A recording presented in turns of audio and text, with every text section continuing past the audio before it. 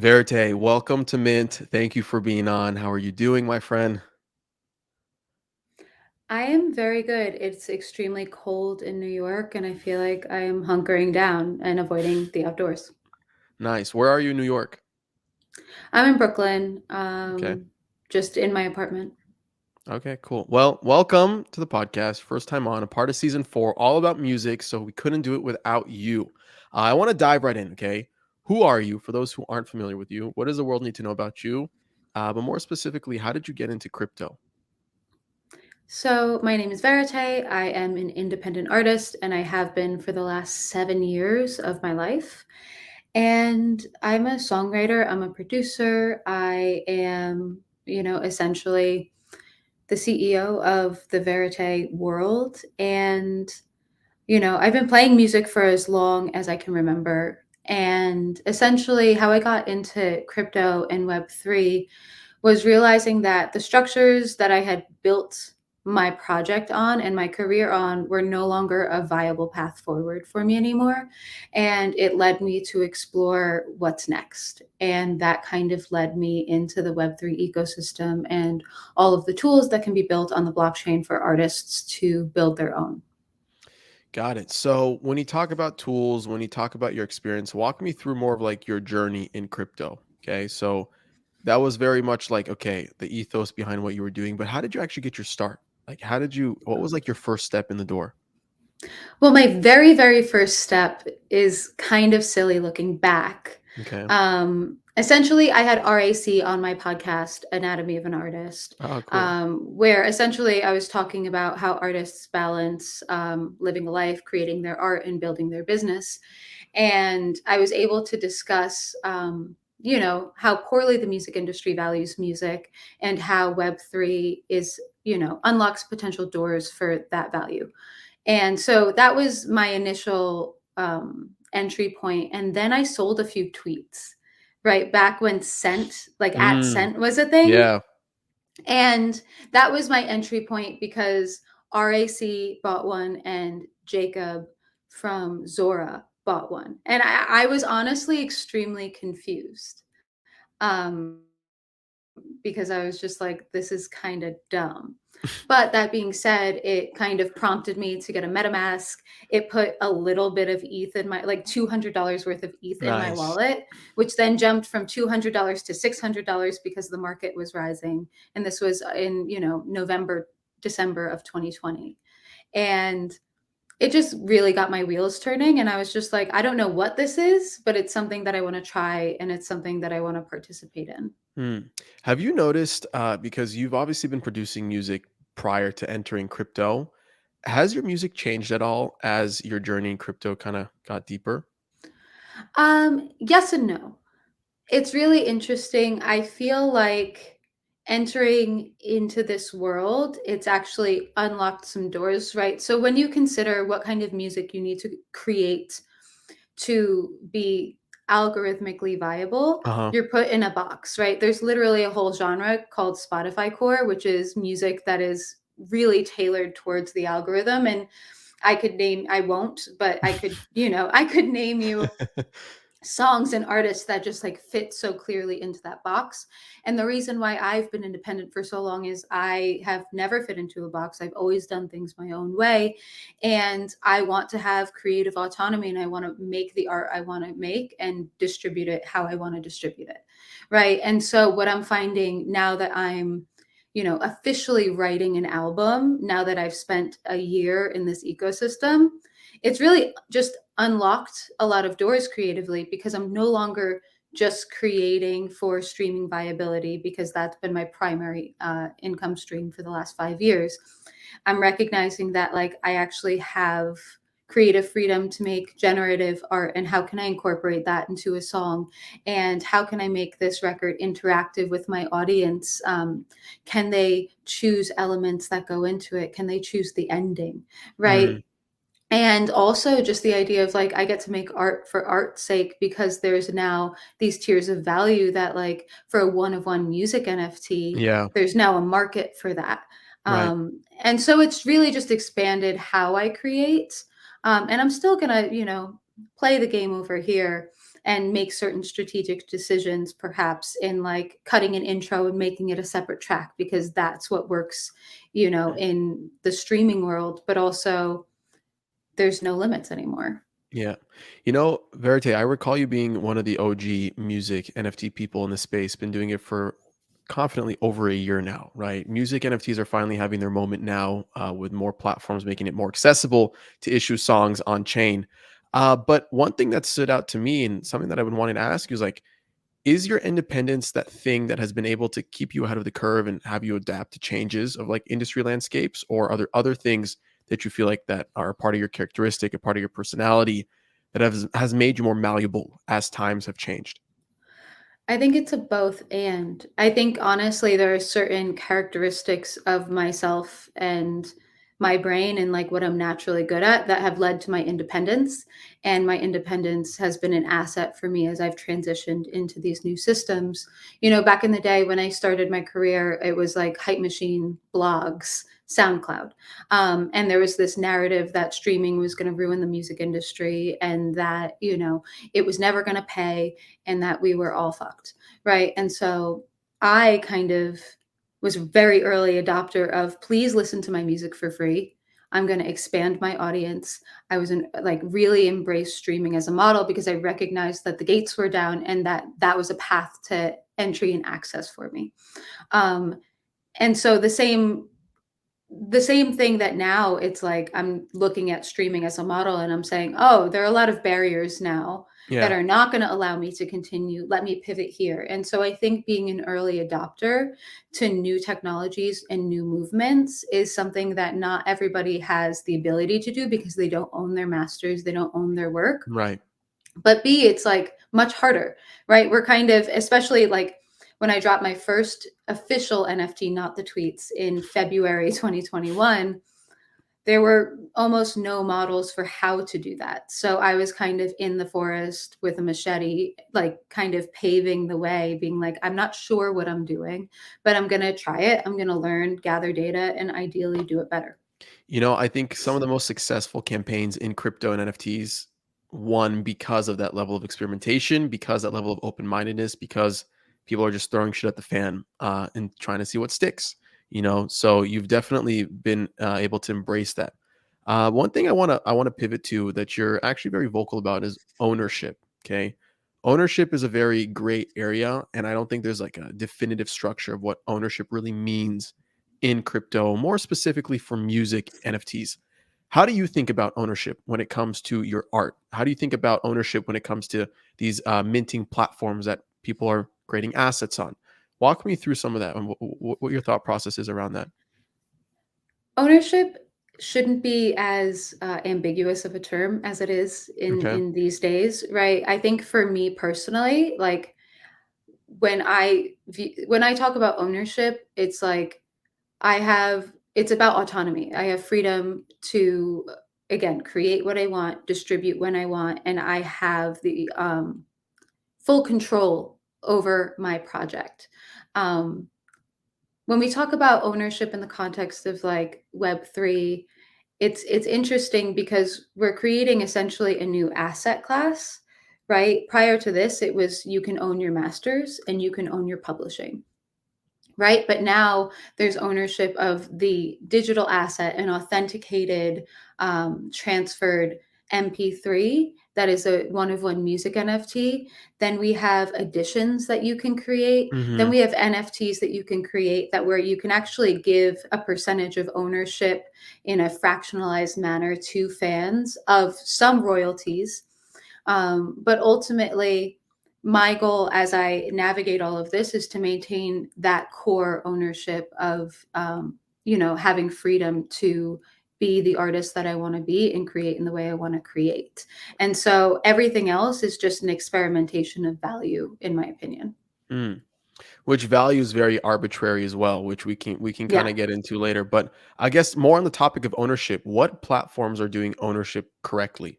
Because ownership within itself is also very arbitrary if you think about it. Like people can define what they want to own. Like people may be buying merch online, that Mhm. may equate to ownership into the overlying brand of an artist. Like it's very, there's different like tiers and elements of what ownership means. Who's doing ownership right? And this could be either from a platform play or a creator play, you think?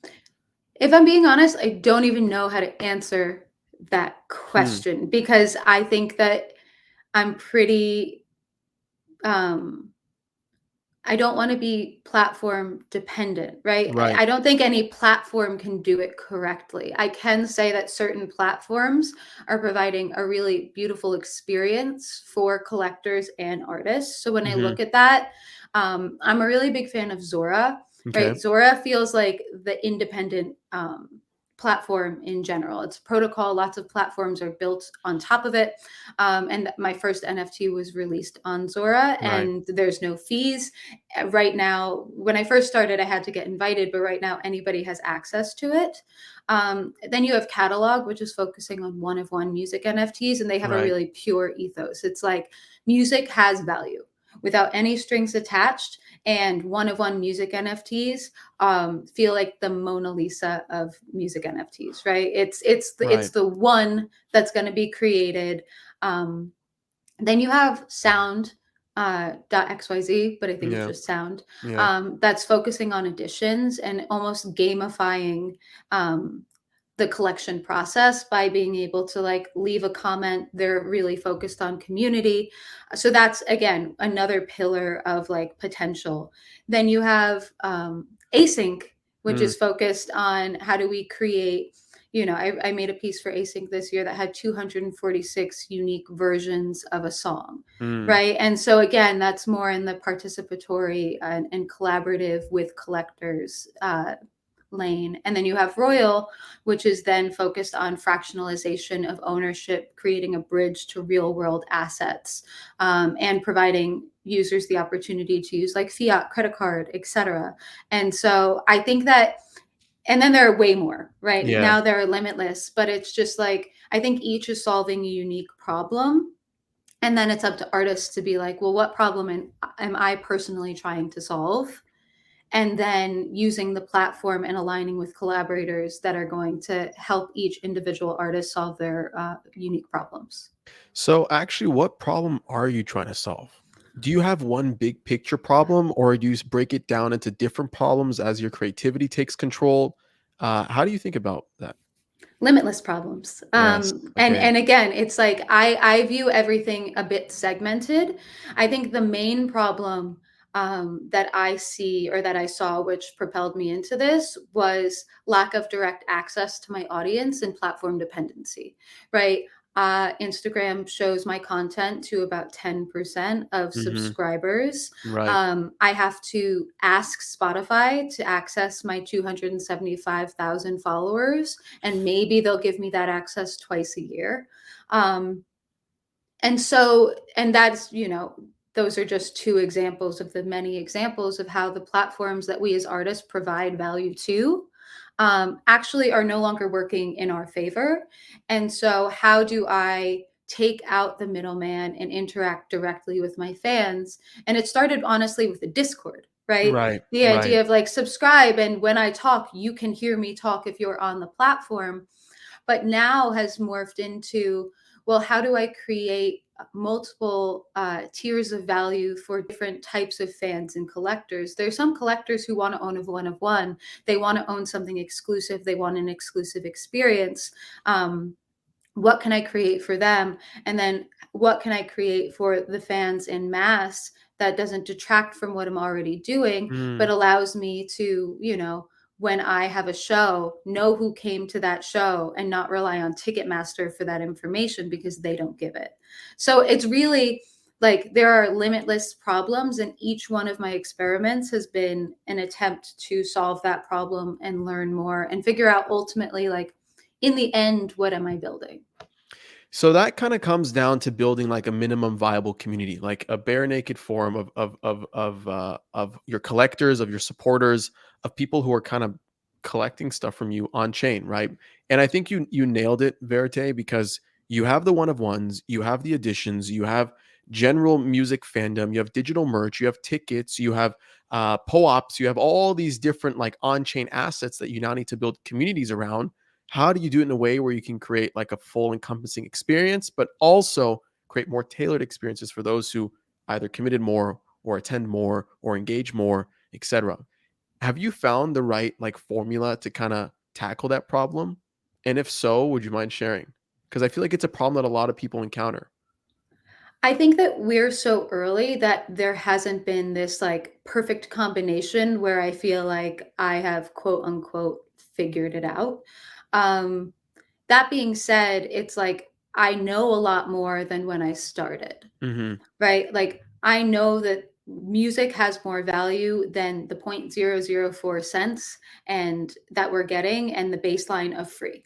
And that people are extremely willing and excited to contribute to an artist's success, both financially and through time. It's like, and so financially, it's like music, again, one of one music NFTs. But then you have fans on the other end of the spectrum that can't participate financially and they want to participate by hyping your music up, Yeah. by tweeting, by just participating in a community. And so how we bridge that, I think it's just going to take time, right? We don't know how, like, which of these hundreds of platforms that are getting built are going to actually survive the next 3 to 5 years. And so when I'm looking at this, it's like I'm going to be here for a long time. Yeah.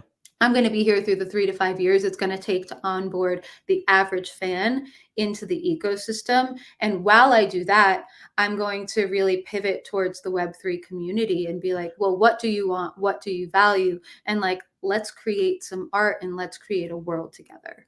Yeah. Makes a lot of sense. You know, you published this really great blog post that I mentioned earlier in our conversation titled what was it titled? It was titled A Year in Music and Web3 dot dot Yes. dot. Which was an eye-opening blog for me to read personally, which actually helped me kind of plan for this interview as well. And I wanted to bring up a couple points that you mentioned over there. Okay. And the first one comes around value, and we touched upon this earlier as well. Agreeing that value is a very arbitrary thing, right? Everybody, one man's trash is another man's treasure, right? And how do you kind of like how do you develop value? And you posed a few questions, okay, that I want to bring up, but you kind of like you boiled it down to, and I quote, recognizing that value isn't a fixed proposition, but a dance between two entities, ever shifting, evolving, and reacting to its environment. End quote. Okay. And after you said that, you kind of put, what is the value, right? Is something valuable just because I say it's valuable? Does sentimental value create monetary value? How can I create value for my fans? Could I use NFTs to build a better foundation for myself and my community? These are all solid questions. And I want to try to tackle them, give or take each, starting with like, what is value? Like, how do you think about value? Because it's so arbitrary, because you know your audience, because you have a vision of the problems you want to solve, how do you Mhm. tie that back into generating value? So again, it's like, I think value, if we're going to sit and try and break it down, which Right. is almost impossible, right? But like if we're sitting here gun to head, we must Yes. create a definition. I think that there are two types of value, right? Depending on context. There's sentimental value and then there's monetary value, right? Sentimental value, like when Mm, I talk about my music and like what I create and the experience that I have releasing that music to the world and interacting with fans on a one-of-one level who resonate with that art, right? There's no dollar sign that can that we can attribute to that value. right. Like it's Right. limitless. Um, that being said, when we take that and put it into the real world and a marketplace, it's like the value is the dollar amount that someone is willing to pay for that. Hmm. Right. And so I am a big fan of recognizing that two things can be true at the same time. Right. But it's like when people talk about the value of music and the value of art, we all get very emotional, right? Because it's an emotional thing creating art. And how do you put a monetary value on that? And so recognizing, the idea that it's not a fixed proposition, just because I say something is worth $1 million doesn't mean someone's willing to pay $1 million. So does that Right. mean it's worth $1 million?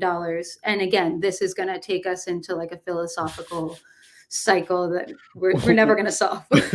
Which I might want to dive in for a second, but I don't want to I cut mean, you off. Keep going. Keep I'm going. into it. Again, I live in this thought cycle. And so for instance, in the spring, I experimented with selling off a percentage of master recording in Right. perpetuity. And I decided that for me personally, $1 million felt like the right number for 100%. You want 100% of this, you pay $1 million. Right. And so that was kind of experimenting with my own sentimental value paired with the practical reality of like, I know what the potential of my music can return because I own all of my masters and I have 350 million streams. Like I understand the economics of that. But also there's a sentimental value of like, this is my baby, Yeah. right? Like I need to get paid if I'm going to let her go. And that being said, so I took that into the real world and I was just like, well, let's experiment. I'm going to give my valuation, but I put no reserve on it. And so ultimately, I sold 2.3% of that master recording in perpetuity for 11 ETH, which was 23K at the time. So So cool. essentially, So it's cool. like I got to play with both, Right. right? My own valuation, but then letting the market decide, well, how much am I willing to risk on this? Right. Um, and I think for me, that experiment was really brilliant and felt very like empowering to me as an artist, being like, okay, cool. Now I have some more information of I know how I value myself, and now I see how others in the marketplace value me. Yeah, makes a lot of sense. I wanna pivot for a second. What's up, guys? Adam Levy here. Sorry for the quick pause. I wanted to give some love to our two NFT sponsors that are making this episode a reality. They are Coinvise and Polygon Studios. On Coinvise, you can create a personal or community-owned social token on Ethereum or Polygon. Coinvise also helps you create incentives through token rewards and bounties, NFT business models, and bot integrations for Discord. Discover more today by visiting coinvise.co. Polygon Studios is the gaming and NFT arm of Polygon, who's focused on growing the blockchain gaming and NFT industry while bridging the gap between Web 2 and Web 3 gaming. The Polygon Studios ecosystem comprises highly loved blockchain games like OpenSea, Upshot, Avagachi, Zedrun, Skyweaver, Decentraland, and Decentral Games. If you're a gamer, builder, or NFT creator looking to join the Polygon Studios ecosystem, get started today by visiting polygonstudios.com. All right, back to the episode. I want to pivot for a second, okay, and just explore more of like your business mentality because as we both agreed, value is arbitrary. But it was season 2, episode 2 of Mint, okay? I had these two gentlemen on. They were called Neil Harbison and Paul Lombarte, okay? And they're like biohackers, okay? One of them has like an antenna attached to his head because he's colorblind, and he uses that Mm-hmm. antenna as a camera to scan colors, and this sends vibrations back to his head and tells him what's red, what's blue, what's green. And then his Whoa. friend loves experimenting with his heart, so he built a pacemaker and embedded into his heart. The only reason I say this, okay, and bring this up is because they sold access to their bodies via NFTs. So if someone bought the NFT, they could change Neil's color perception by what the camera kind of sees. And if they bought Paul's Whoa. NFT, they could change his heart rate and his heartbeat and alter his temperature and his dreams and everything. And I asked them like, what His would wait, dreams? yes, yes, yes, yes. Like, Cool. and I asked them, I was like, how much would you actually sell this for? Because they were just testing it amongst themselves. And they both looked at each other like, yeah, 100K. I don't know. And they're like, no, that might even be too much. And I'm like, keep in mind, Mm-hmm. you're selling access to your body, right? 24/7, 365. You come into the picture like, no, if you want to buy a fraction of sliver, I think the entire pie is worth a million. Where do you Mm-hmm. get like your business mindset? Like, where do you get this element? Like, are your parents like what are your parents' background? How are you raised? Like, because selling access to your body, 100K, Mm-hmm. versus selling access to your album, your art, it's who you are, $1 million. How do you know what I mean? Like, where does that come from? Did you grow up like that, like in a very businessy type of environment? Tell me more about that. It's interesting. I need to meet those two people. Yeah, So if you can hook me up crazy. on email, because I'm just like, how can we put that into distorting someone's perception of a song? So I'm actually very You interested in got that. it. But I feel like I grew up with, I was born to work. right? Okay. I was instilled a very, very intense work ethic from a very young age. And I think the business acumen has come over time. My mom was a professor of marketing, Mm, and so her and I have had a lot of amazing. very in-depth debates about all of this stuff, and she really has expanded and challenged a lot of my notions. And my mother is brilliantly smart, and Hmm. so to debate with her, you need to be on your toes. And so, but I think a lot of it has also been born out of the practical. It's like I bootstrapped all of the initial capital for this project by like waiting tables at Applebee's in Times Square. Mm, Right. And so, wow. again, like having this work ethic and putting my own money into the project, and I felt always like this responsibility for it, right? And since like that was the turning point of recognizing, okay, but this is a business. I'm investing my own Right. money.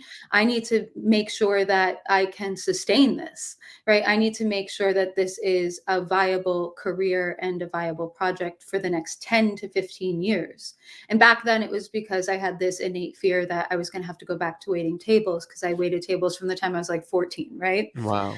And now it's just this sense of, oh, I actually just want to be doing this for the next 20 years. And I want to be able to empower other artists to recognize that they actually have the capacity to develop the business acumen, to treat themselves like creative entrepreneurs so that they can put themselves in positions of power when they're taking on investment, when they're Hmm. sourcing creative partners, Hmm. etc.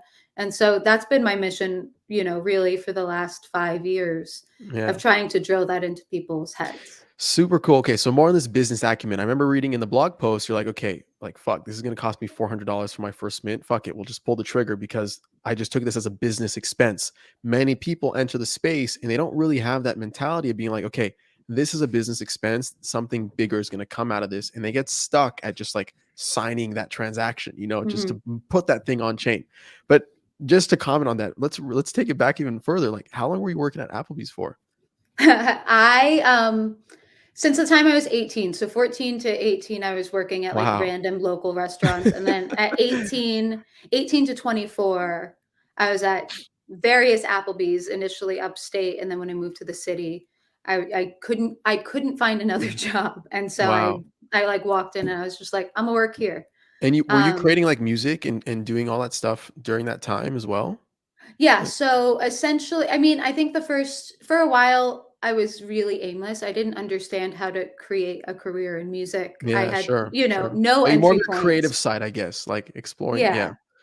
So I was writing music in the pockets of time, but I was working Okay. anywhere from like 40 to 80 hours a week and Wow. just like saving like working so much I couldn't spend any of the money I was saving. Yeah. Um, and then in 2014, I had these 4 songs that something shifted. It was like, this feels right. This feels like my voice. This feels like what I want to be doing.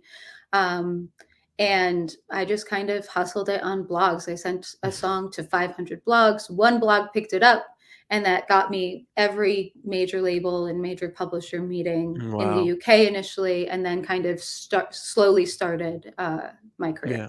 I wonder if there's a correlation between people who started their careers in hospitality and then ended up being musicians and community builders. If there's any like correlation between the charismatic personality that you need to have, the people skills that you need to have, et cetera. Because I also started in restaurants. I started off as like a host, a busboy, and like cleaning toilets and shit. And then like somehow Yeah. ended up in crypto. I don't know. But anyways, okay. We just sidetracked a bunch. Let's get back. Let's get back to NFTs. Okay. Part of the blog that you wrote, okay, you outlined 3 types of NFTs. Okay, one of one music NFTs, fractionalized ownership NFTs, and experiential NFTs. Can you talk more about these 3 types of NFTs that you outlined in the blog? And as a follow-on question, how do you actually build a full encompassing campaign around these 3 types of NFTs? And I know it's a loaded question, but I'm Yeah. curious to see how you take it. So one of one NFTs are where I got started, obviously. And I think for me, right, I think I said it before, it's like the Mona Lisa of NFTs. Like there's Right. just one, it's a much higher price point, That being said, when I started, I put no reserves because I was interested, like, again, how does the market value this asset? Because I had no idea. And for me, like, I've experimented with a few experiences around them, but I think the highest one of one that I've sold for like 4.5 ETH, which was like 20K at the time. Hmm. And I had created this sentimental proposition. Actually, it was the song that I played at the NFT NYC event. Oh, Um, okay. It was a whereas slower, sadder song, right? I remember. Yeah. Right. Yeah. Okay. And so when I got asked to play that event, I was just like, I'm gonna come play 2 sad songs and go. That's my style, you know? But it was really interesting because there were no perks associated with that particular NFT other than I was just like, why would someone value an MP3 that they can go listen to on Spotify for free? Right. Right? And so all of my one of ones have been an experiment in, again, trying to figure out the underlying psychology of why somebody wants to purchase. And I've come up with like a few things. A, they feel a sentimental attachment to that song and they want it. B, patronage is alive and well. It's somebody who collected a one of one music NFT who asked to remain anonymous, was just happy and hoped that their purchase could provide me with the financial freedom to continue to create. Somebody else was just so excited that I was involved in crypto and wanted me to continue that journey because they believed that I would have an Sure. impact, Right. right? And so I think there's a lot of reasons for that, but ultimately, I think one of one music NFTs are kind of my favorite. Okay. And I love what Catalog is doing because it's literally just like it's able to reinvigorate the value of a back catalog, which as we churn through streaming, it's like a song essentially dies once it's phased out of the algorithm. Hmm. And so it's an opportunity to give life to old songs and also provide new experiences for new songs. Which, by the way, I think a lot of people forget that you don't have to come out with a new song and issue that and mint that as an NFT. You can repurpose old songs. Matter of fact, a lot of the most Hmm. successful drops from Blau to Yours to Latasha, etc., those were repurposed singles that then were brought back to life because of blockchain technology, right? Yeah. And I So, think that's some of the most impactful right. stuff is like we're talking about the fact that music has value and it should be valued maybe more than the traditional systems. And like, so we're able to give this music new life. Yeah. And I have a really big back catalog. So Mm. eventually it'll all go up. You're gonna get a good airdrop. I'm excited for you. Okay. Okay. The next one is fractionalized ownership. Yeah. So I guess in this, I have two pillars. It's like Okay. we have additions, which I guess is not technically fractionalized ownership, but it's, I guess, a tier of it. It's like one of 25, one of 100, etc. Um, and then you have things like party bid, where Mm, you're okay. actually fractionalizing the ownership of one asset. And then you can take it a step further. So the additions, like I said, is sound, and then you can take it a step further and tie the fractionalization to a real world asset. So maybe you're getting a unique NFT, but you're getting, um, a fractionalized royalty payment with that. And I think that why I like fractionalization is we have to realize that one of one music NFTs actually aren't accessible financially Hmm. to the average participant. And we're still having to recondition an entire generation. So they don't even understand why they should value ownership of anything digital. And so additions are good because they're a lower price point Hmm. and essentially more people can be involved in the process. And why I like fractionalized ownership of music and tying royalties into it is because it's creating a bridge for the average fan to participate in a way that they can tie it back into the real world, which I think that bridge is going to be really necessary for everything that we're doing in Web3 and on the blockchain to scale. Got it. Do you see additions being more liquid or less liquid than one of ones? I think they're more liquid and I think they're more speculative, right? Okay. Because they're, again, lower price point, more people are going to Right. participate and try to flip. Whereas I think one of ones, if you're spending that amount of money, you have a connection to what you're buying, I would think. for the most part. You Hmm. have a connection to the project or the song or the piece of art. And so you're going to want to hold on to that most likely. Got it. Okay.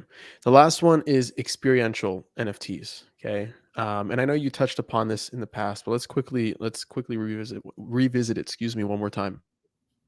So experiential, I think it's about, I guess anything can be experiential, right? But for me, I've been working with this company, IYK, and we piloted this thing called Guestbook for my last tour, which Okay. was essentially, I was really frustrated. A promoter that I was working with in DC went under in COVID. And so I had been building with them for years. Mm, And when we were promoting my show in DC with a new promoter, we were having trouble selling tickets, partially because of COVID, but mm-hmm. also because we didn't have access to the people who had come to the years of previous shows. And I was annoyed. And so I thought, how cool would it be for people to be able to come to a show, tap their phone, enter their ETH address, Yeah. um, and email, and be able to get an NFT where I can incentivize future participation to come for people to come to shows. I can then know who actually came to a show. Um, and so we built it out and we kind of created a little experience around it where you can put your name, your email address, you can leave me a message. So I have all of these messages from Oh, fans who came wow. to the shows. And then we essentially airdropped them NFTs. We co created the artwork. So it's the NFT is actually pictures of all of my fans who took Mm, selfies at the show. damn. And Okay. so That's you so kind of that's so intricate. That's so cool. It came out real I'll send you the link because it Yeah. actually came out beautifully, but that's just one example of it's like we're trying to solve one problem, but ultimately you have to provide an experience for a fan to do anything outside of the realm of normal because like we're all busy human beings who have a lot to do. And so it was really kind of a beautiful thing to watch it unfold. And we got good participation. More people tapped than went through the whole process of entering their ETH address, showing us that like we are early and there's a long process of Hmm. onboarding. But again, it's like you want to create something where like there's a value floor. So if all you want to do is leave me a message, please do. Right. And then there's incentive to, but if you go all the way through, we'll give you this NFT. Hmm. I'm going to sign a few photos of people who left comments on the guestbook page and mail them to them. So they have a Mm, signed photo of them from the show. So it's like creating a bigger experience for people to um, I guess just enjoy while again creating a system where like now I know who came to my last New York show and ultimately ideally we'll tie that to ticketing somehow. But again, that's in the next 5 years. so, my next question was going to be, how do you create an experience for, I guess, non-deep pocketed fans who don't have the ability to drop $400, $500 on an edition or a few $1,000 Mm. on a one of one? And you basically just answered that question, but does it extend beyond that as well? Like, how can you create more lower barriers to entry to be a part of your digital experience on chain? So I think first off is you have to give fans the experience for free. Right. And so that's what we did with Guestbook. It's just like we didn't charge you. You just had to create a wallet, give us your ETH address. All of a sudden you have an NFT, then you have an NFT, right? That's an experience. I think second, I have a project coming up and that involves fractionalization and I wanted to frame it like a merch bundle. Mm, okay. So fans right now, my last merch bundle was a bunch of t-shirts, a signed lyric book, all of this stuff for like $120, right? And a lot of fans bought it and got their merch. And I think for me, it's like, well, what if I tied an exclusive signed piece of merch to this fractionalized asset that also came with an experience, Mm, right? And so I'm really conscious when I'm onboarding fans to create a floor of value so that they're never disappointed. So I'm not here shilling ETH on my fans or even my NFTs. I think that we need to allow it to be a really natural process, because I don't want people to have a bad experience Right. and then look at me and say, well, Verite told me to do it. Right? I'm not interested in that kind of disappointment. That being said, it's like, if we can create an on ramp with familiar language, where you're getting something physical and then you're getting something digital. And if that digital asset plummets, or I don't know, crypto is outlawed and all these platforms vanish, they're not going to feel disappointed because they actually have something physical and an experience. And so I think that creating a whole world around it is going to be better for fans coming into the space. Yeah. Let's say crypto does get outlawed and all these applications need to eliminate. The beauty behind this technology is that it will forever live on chain, right? So people just got to be technical, know how to code smart contracts, and they can access things via different sites and just interact with the different contracts and whatnot. So we still have hope. Okay. We still, We we still still have have hope. hope, Yes. We still have hope. though I doubt many will do that. Yes, I highly doubt as well. Okay. A couple more questions your way. Okay. This comes back to your business acumen. And I asked this next question with the hopes of maybe providing some type of framework for new up and coming musicians who want to mint songs, okay, and sell Mhm. songs. How do you price a song? How do you price an album? Mm. Um, and I guess take this from the point of view of an up and coming nobody artist, okay, that's getting into NFTs, and a more established artist, like Nas, for example, who did their launch with Royal, and soon more to come. Mhm. So from two different perspectives. I think I have a similar feeling on both. Um, but I'll start with somebody who's just starting out. For my first 3 NFTs, I set no reserve price, Hmm.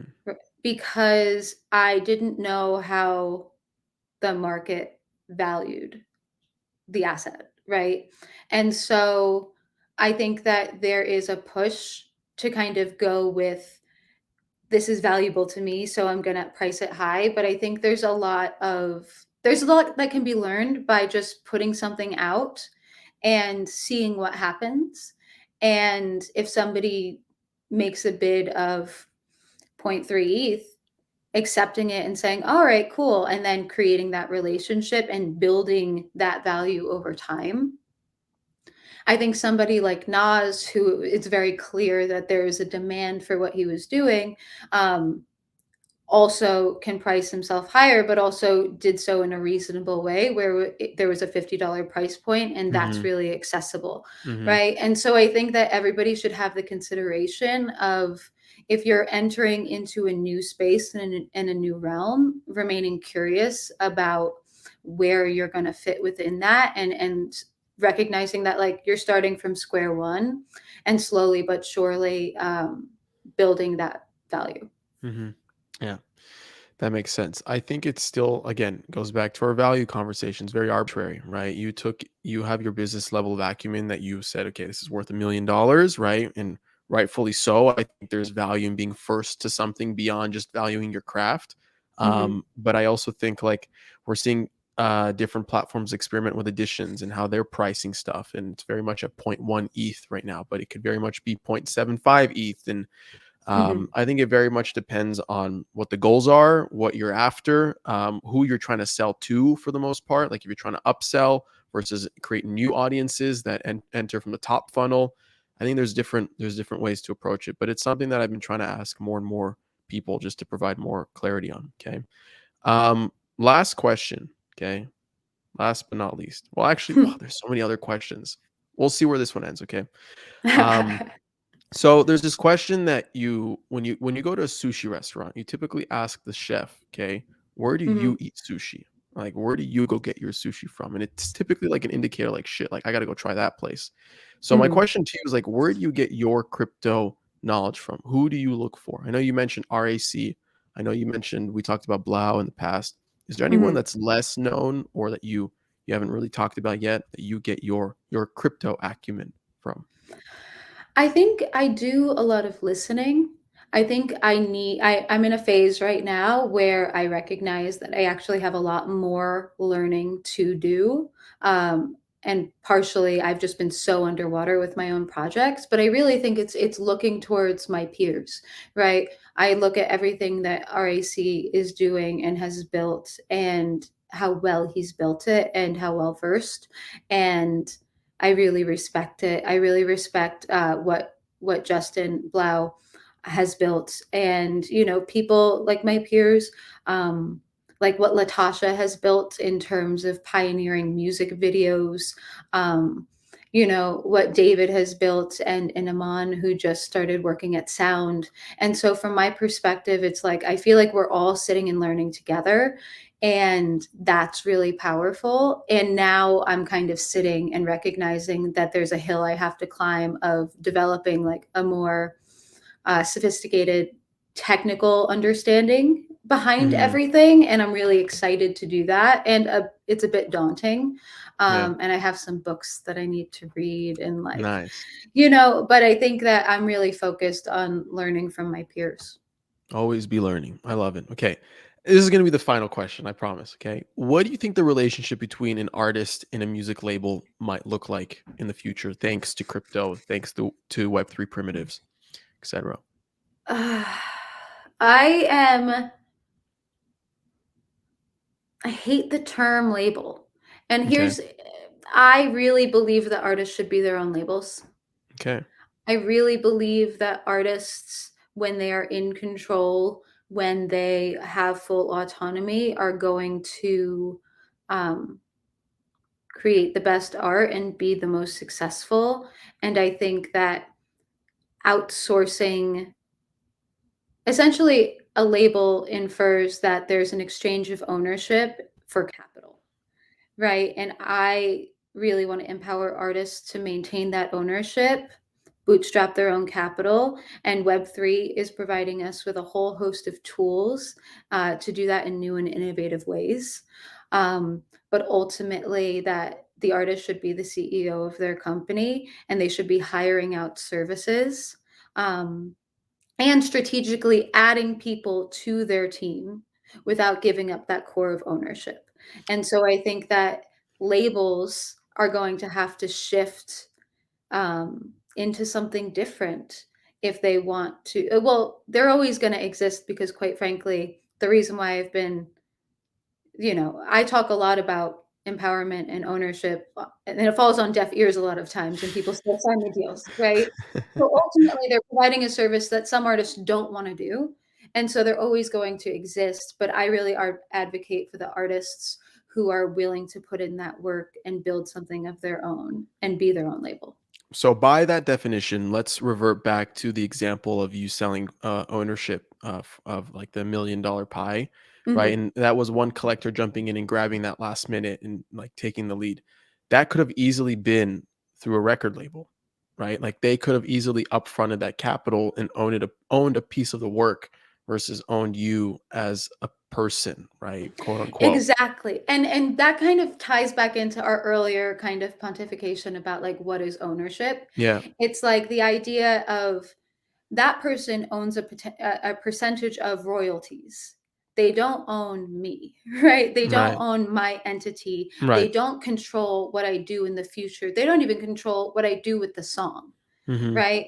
And I think that that's the difference. The fundamental difference for me is like I need full autonomy and ownership of verite as a human, as a creator, and as an entity.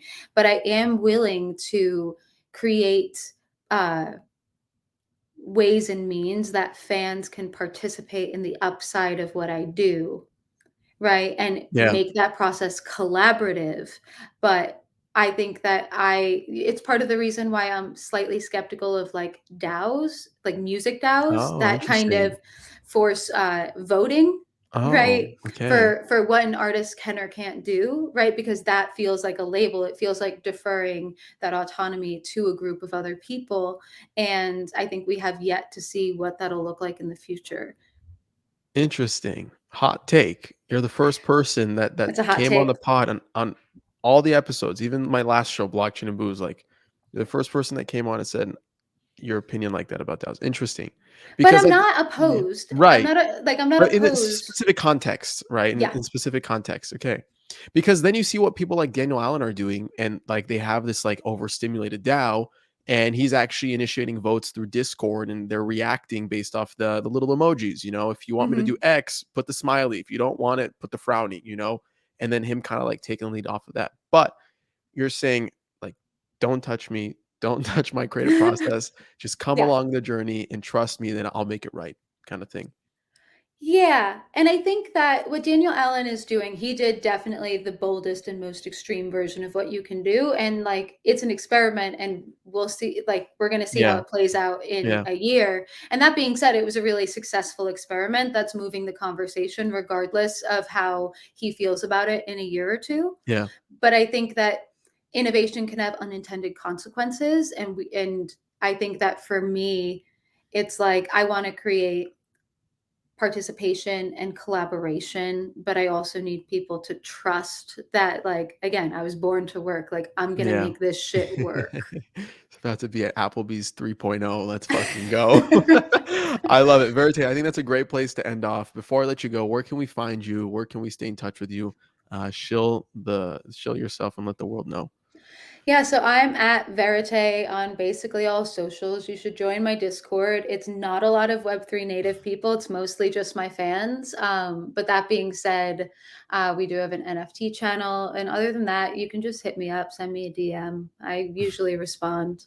You do. Yes, you do. Yes, I can say that proudly. But this was fun. Thank you so much for being on. We should definitely do this again at some point. And we'll talk soon. Yeah, thank you so much for having me. All right.